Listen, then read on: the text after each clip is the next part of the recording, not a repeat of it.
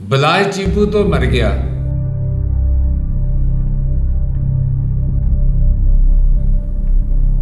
और बहुत से लोगों को रुला दिया।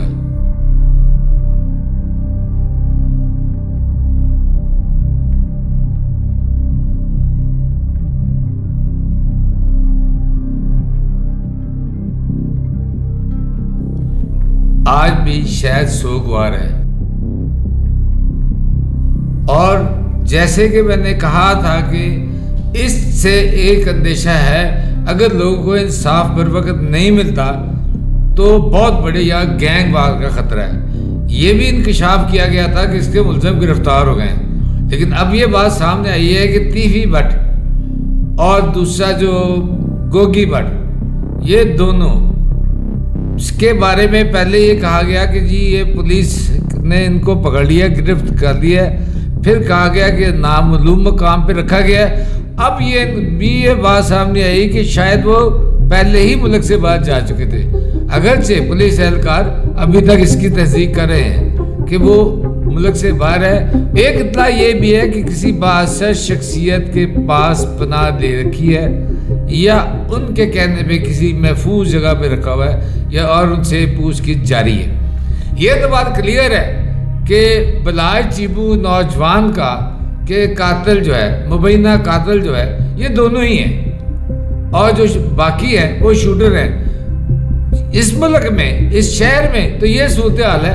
पहले जो कोई मर्डर करता था तो बहुत सा वो बंदा मर्डर करता जिसका बहुत सारा पैसा होता था और कहते थे जिस पे मर्डर का केस पड़ गया तो बोर्ड का दरख्त भी जो वो ड्राई हो जाता है। लेकिन अब उल्टा है, हालात इस नए पे पहुंच गए हैं कि अब तो किराए पे भी शूटर और कातिल मौजूद हैं। 1 लाख, 2 लाख, 3 लाख, मैं 3 लाख बड़ी अमाउंट बोल गया हूँ, तो वो कुछ भी कर सकते हैं, किसी को भी मार सकते हैं। तो बलाय चीपू से गैंग वार की बात की थी मैंने, तो गैंग वार का के लाहौर में काफ़ी किरदार हैं, जिसमें एक किरदार जो है वो शेख असगर मरहूम और मियाँ मराजुद्दीन उर्फ माजा सिख, ये नाम बहुत एक दौर में आए और इन दोनों गैंगों में बहुत ज़्यादा वो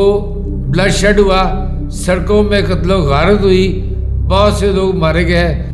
तो ये दुश्मनी कहाँ से हुई, इसकी भी ऐसा ही है जैसे कि मैंने बिल्ला ट्रकों वाले के बारे में बात की थी कि इलाके में अपनी साख बनाने के बारे में के हवाले से दुश्मनी का आगाज़ हुआ। तो यहाँ भी कुछ ऐसा ही है। आपने मेरे चैनल में जैसे देखा बिल्ला ट्रकों वाले की दुश्मनी का, तो इसमें भी आपको ये बताता हूँ कि शेख रुहेल असगर के वालिद शेख असर, ये जो है ये कश्मीर से माइग्रेट करते हुए सियालकोट आए। सियालकोट से फिर एक दौर में शुरू में इन्होंने पाकिस्तान के शुरू में इन्होंने लाहौर हिजरत की कारोबार करने के लिए कि कारोबारी मौके अच्छे हैं। तो ये एक इत्तला के मुताबिक ये रेलवे में मुलाजिम थे, उस मुलाजमत को खैराबाद की कहा और वो कहा मैं अपना कारोबार करूँगा। और बहुत ही कमाल हुआ कि उस दौर में जब किसी के पास गाड़ी नहीं होती थी, इनकी अपनी फैक्ट्री भी बन गई लाहौर भगवानपुरा में, और एक जो ना वो और भी प्रॉपर्टी बाद में लेटर ऑन बन गई। और एक बहुत कम लोगों के पास, जैसे मैंने कहा गाड़ियाँ होती थी, एक गाड़ी भी आ गई इनके पास। ये कैरेक्टर बड़ा इंटरेस्ट है मियाँ मराजुद्दीन। मियाँ मराजुद्दीन एक बहुत बासर आदमी था, पढ़ा लिखा आदमी था। उसने लाहौर इंजीनियरिंग यूनिवर्सिटी से इंजीनियरिंग की और उसके बाद जो ना वो 50s में वो चला गया यहाँ से USA, वहाँ से हायर एजुकेशन हासिल की और यहाँ आके वकालत शुरू की। वो बहुत पाए का वकील भी था। कहा जाता है कि वकालत के दौरान जो वो केसेस लड़ता तो मुख्तलिफ जराइम पेशा लोग भी आते, वो भी इनसे अपने केस डिस्कस करते या ये उनकी पैरवी करते।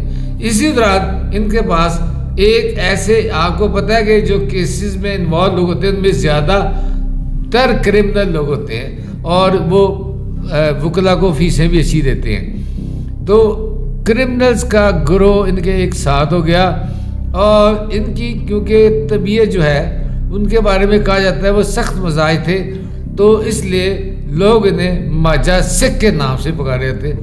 अब जो शेख हसन के हामी हैं वो उसको कहते थे कि वो बहुत बड़ा आदमी है। जहाँ तक मेरी ताल्लुक का है, जितने पुराने लोग थे ये एक दफ़ा ये जो पॉलिटिक्स में आते थे, एक दफ़ा अगर किसी को मिलते 10 साल भी उसका नाम लेके पुकारते। मुझे याद है कि मैंने 2-3 दफ़ा जो मियाँ शेख हसन के जलसों को कवर किया, और फिर जब भी कहीं मिलता तो मुझे हाथ में ला के मेरा नाम लेता। तो इस तरह इनके रिलेशन थे। लेकिन जब रंजिशें बढ़ी, जब दुश्मनियाँ बढ़ी, कत्लो गारत शुरू हुए, तब कोई तकाज़े नहीं रह गए। इसी दौरान जो ना जो शेख असगर जो है, इनके जो रेल असगर बेटे हैं, ये वो इन्होंने मुस्लिम लीग नून में शमूलियत इख्तियार कर ली। आज भी वो मुस्लिम लीग नून के टिकट से ही कामयाब हुए हैं रेल असगर जो है। तो दूसरी तरफ मियाँ मुराहिदीन था, तो वो उनके अब रुझान वो पीपल्स पार्टी की तरफ चले गए। इस तरह पॉलिटिक्स में भी क्लैश होते। एक कहा जाता है जो शेख हसन ने जो इश्तिहारी साथ लिए, उनमें सबसे कारआमद रशीद उर्फ शिदी और उसका भाई अच्छू उर्फ अच्छू बादला जिसे कहा जाता है। ये दो थे जिन्होंने इनके लिए बहुत काम किया। रशीद उर्फ शिदी वो इतना ख़तरनाक तरीन बन चुका हुआ था कि उसको किसी गोली की परवाह नहीं होती थी। अगरचे अच्छू बहुत ही अजीबोगरीब था, खामोश रहने वाला आदमी, इतने दावे नहीं करता था, बहुत कम लोगों को मिलता था। हत्ता कि एक दौर में जब इसकी गिरफ्तारी के लिए पुलिस ने कोशिश की तो उनको शक्ल तक याद नहीं थी। तो एक दौर में मुझे याद है कि SSP लाहौर और DSP और दूसरे लोग जो है वो अवान डाय वाला उनके घर गए। उन्होंने कहा कि हमने आपको हमें अच्छू को गिरफ्तार करना है। शिदी वहाँ था, उसने कहा कि वो आपने उसको क्या इनकाउंटर में मारना है? उसने कहा नहीं। तो उन्होंने वो अंदर गया, कलामे पाक ले आया, तो उसने कहा जी इस पे जो ना कलामे पाक पे हाथ रखो कि ये अच्छू ही है। शिदी को कहा, उसने हाथ रख के कहा अच्छू है। साथ ही वो कलामे पाक लेके जो DIG के पास SSP के पास चला गया। उन्होंने कहा आप भी हाथ रखे इस पे कि आप इसको इनकाउंटर में नहीं मारेंगे। उन्होंने भी हाथ रख के कहा। उसके बाद अच्छू को जेल जुडिशल कस्टडी में दे दिया गया, जेल भेज दिया गया।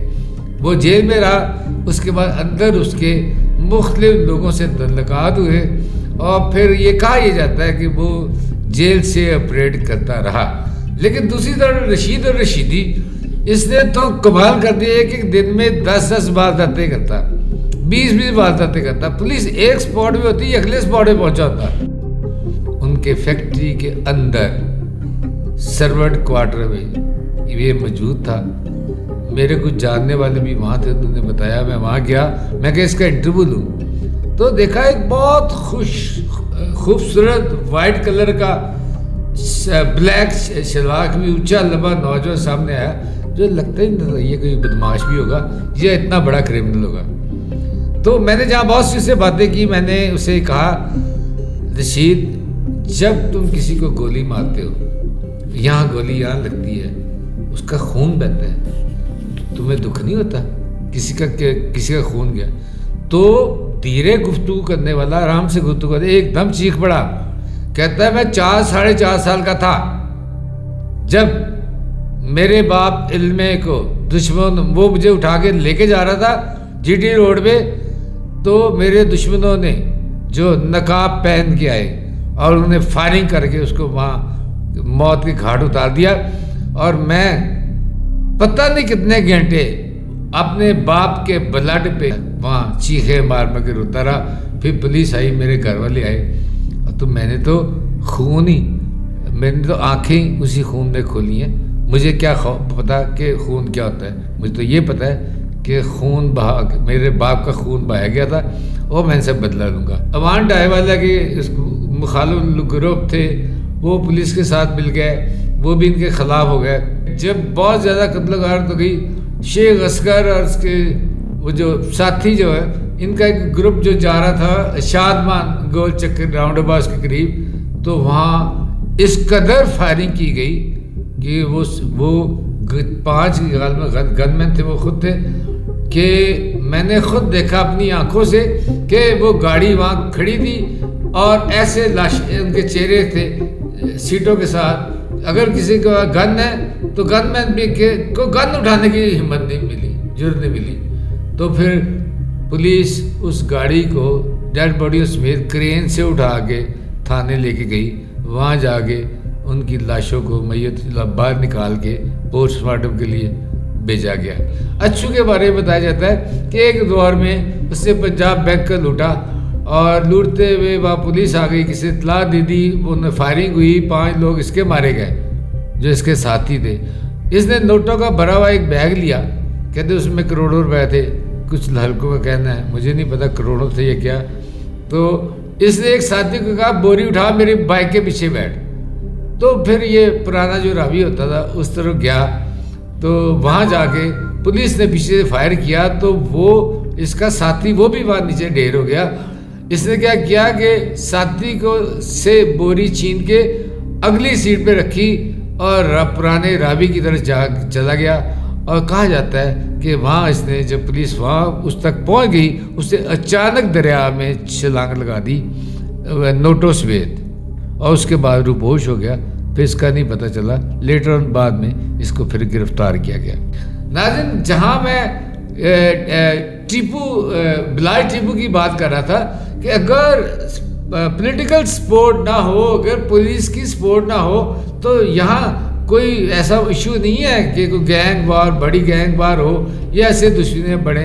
मैंने टीपू के हवाले जो प्रोग्राम किया उसमें ये बात की थी कि अगर किसी बच्चे को जिसका बाप उसके सामने वैसे मर्डर कर दिया गया, अगर उसको पुलिस इंसाफ दिलाने में कामयाब हो जाए तो वो कभी खुद गन नहीं उठाएगा। यहाँ भी ऐसे ही हुआ कि इल्मे के उसके बाप शीदी के बाप को, इल्मे को, वो के कातलों को ना पकड़ा गया, ना उस तरह किया गया, ना चालान हुए, तो फिर ये दुश्मनी बढ़ गई और 2 सियासी घरानों ने इनका फ़ायदा उठाया। शीदी बाला जो है ये जो दहशत की अलामत था, और कहा यह जाता कि शीदी बाला दहशत की अलामत था, और कहा जाता कि इसके नाम से बहुत सारे लोगों ने इसका नाम लेके बहुत सारे की पोली काना। जब शीदी बाले को मुबैना मुकाबले में हलाक किया गया तो उसकी डेड बॉडी के पास उसकी माँ बहन कर रही थी। यहाँ जो दुश्मनदार है उनकी माओ का रोल भी बड़ा अहम होता है, घर वालों का रोल भी अहम होता है। ऐसा नहीं होना चाहिए, शराफत का कल्चर होना चाहिए, इंसाफ पे यकीन होना चाहिए। तो उसकी माँ ये कह रही थी कि पोली काना जो इसका 12 साल का था जब शीदी इसको लेके घर आया, उसने कहा इसका कोई नहीं। तो मैंने उसे कहा चलो कोई गल नहीं, मेरे पुत्र के नाल बंदूक चुकेगा तो मेरे खामत खून का बदला लेगा। वही जिसको इतने प्यार से रखा गया, कहा जाता है कि वही बात लेटर ऑन पुलिस ने उसको अपना इन्फॉर्मर बना लिया, इसके साथ लगाया। पहले ये कहा जा रहा था, एक इतला आई कि जी उसको किसी एक जगह बुला के उसको कोई नशा व मशरूब दे के फिर पुलिस से फायरिंग करके मार दिया। लेकिन इस सारे वाक़े का मैं नहीं शाहिद हूँ। ये क्या हुआ? अल्लामा साले ज़हीर जो थे, उनके जलसे में किला लक्ष्मण सिंह में बम ब्लास्ट हुआ, जिसमें बाद लेटर ऑन वो शहीद हो गए और बहुत सारे जय्यद उलमा भी इस दुनिया से रुखसत हो गए। मैं वहाँ था तो राना वासे यहाँ होते थे, मरहूम एसपी, बहुत अच्छे इन्वेस्टिगेशन के थे। तो उसके बाद वो जो रील बची थी उसमें से वीडियो उस जलसे की, तो रावी रोड थाने में वो रील देखी जा रही थी कि किस तरह कोई आया तो नहीं यहाँ। इस दौरान वायरलेस ऑपरेटर ने एक चिट ला के दी। वो राना वासी ने कहा ये क्या हो गया? तो मैंने कहा क्या हुआ? बाहर आ कहते हैं इस पर लिखा हुआ है कि शहीदी थाना शादरा में दाखिल हो गया। तो वहाँ से मैं उन्हीं के साथ गया वहाँ, तो वो थाने में तो नहीं दाखिल था, वो शादरा टाउन के बिल्कुल बैक पे जो राबी के साथ अच्छा लगता है, वहाँ एक घर के अंदर इर्द गिर्द पुलिस खड़ी थी, लोकल पुलिस खड़ी थी, और उन्होंने कहा कि अंदर शहीदी बड़ा मुकाबला कर रहा है। इसी तरह उस दौर के एसएसपी जिनका जो बाद में सिंध के वो आईजीपी बने, जिनका बहुत बड़ा नाम है, जो पुलिस मुकाबलों के भी माहिर समझे जाते हैं, तो उनको जो है उन्होंने नफरी की। और इसके शहीदी के जो मुखालफ थे उन दिनों वो सरवर जवेल एंड कंपनी थी। उन्होंने ये किया कि पहले ऊपर खड़े हो गए, वो घर जो था नीचे था, तो उन्होंने ऊपर से फायरिंग की पुलिस ने, लेकिन वो एक कमरे में चला गया। फिर इन्होंने उसकी छत तोड़ के छत के अंदर से टीयर गैस फेंकी, लेकिन वो नहीं, फिर भी नहीं पकड़ा गया। फिर वो एक साल वाले घर में वो उसके बाद G3 थी, G3 से वो दीवारें फाड़ता, मोटी पुरानी दीवारें थी, और दूसरे जगह शिफ्ट हो जाता। तो एट द एंड इन्होंने ये किया कि सरवर जवेल समेत 12 लोगों को ऊपर खड़े कर दिया दीवारों पे। जो उसको गंदी गलीज गालियां देते, वो बाहर आता तो वो ब्रस्ट मारता, फिर वो अंदर चला जाता। तो लेकिन वो जितनी डिस्टेंस पे थे उसका कोई ब्रस्ट जाए, मकसद ये था कि इसका वेब असला ज़ाया किया जाए शहीदी का।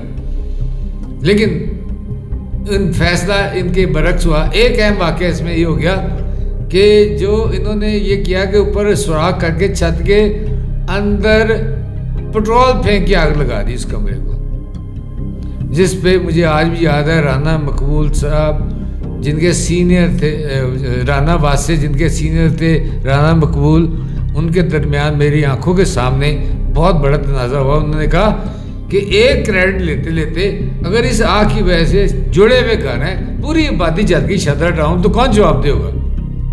उन्होंने अपने सीनियर रिकॉर्डर ना माना और फौरी तौर पे फायर ब्रिगेड को बुला के वो आग बुझवाई कि ये तो फैल जाएगी। मेरा ख्याल ये उनका अच्छा फैसला था। वो बहुत बड़े तफ्तीशी, बहुत बड़े अफसर थे और ऑनेस्ट भी बहुत थे। राना मकबूल साहब ने जब एंड हो गया, जब सुबह होने को थी, सारी रात ये इनकाउंटर जारी रहा, तो उस वक़्त मैंने अपनी आँखों से देखा कि रशीद और रशीदी बाहर आया, तो चारों तरफ से इस तरह गोलियों की बुछाड़ आई कि मैं आपको बता नहीं सकता कि उसकी हड्डियाँ कहाँ टूटी, किस तरह वो गिरा, क्या हुआ, किस हालत में उसकी डेड बॉडी थी। उसके बाद उसकी डेड बॉडी पोस्टमार्टम के लिए लेके जाई जाती है, और वहाँ जो बहुत सारे लोग पुलिस वाल के रूप में होते हैं या पुलिस वाले बड़े फतह का जश्न मनाते हैं, जो कि मेरे ख्याल में इतनी हज़ारों गोलियों का ज़िया, ये देखना चाहिए कि उस इनकाउंटर में एक बंदे को पकड़ने के लिए पुलिस का कितना नुकसान हुआ, कितना वेपन्स आया हुआ, कितना कुछ हुआ। उसके बाद उसकी डेड बॉडी अगले दिन अच्छू जो था, वो जेल में था उसका भाई, वो अच्छू को उन्होंने कहा कि हम तेरे अपने भाई का चेहरा देख लो। उसने जब ऐसे चादर उठाई तो चेहरा तो था ही नहीं ना, तो उसने बुरा सा अजीब मुंह बनाया और उसने कहा मैं इस कत्ल का बदला लूँगा। अब कातिल कौन था उसके नज़दीक? पुलिस। अच्छू और पोला गाड़ी जो उसका दोस्त था, उसका साथी था, उसको इन्होंने वहाँ से बाहर निकाला जेल से निकाल के इन्होंने कहा जी वो हम लेके जा रहे थे तारीख किसी कचहरी में, जबकि मेरी इतला के था उसको रात 3-4 बजे निकाला गया था और फिर किसी नामालूम मुकाम पे रखा गया था। उसके घर वालों ने इस पर शोर भी मचाया था। तो फिर उसके बाद उसको जाके तो वहाँ कहा गया कि इसे साथी छुड़ा के ले गए और हम ताक़ब कर रहे हैं। फिर सुबह जो ना अवान डायवाला के करीब उसको दोनों को गोलियां मार दिया गया। और इंकशाफात जानने के लिए मेरे चैनल को लाइक करें और सब्सक्राइब करें।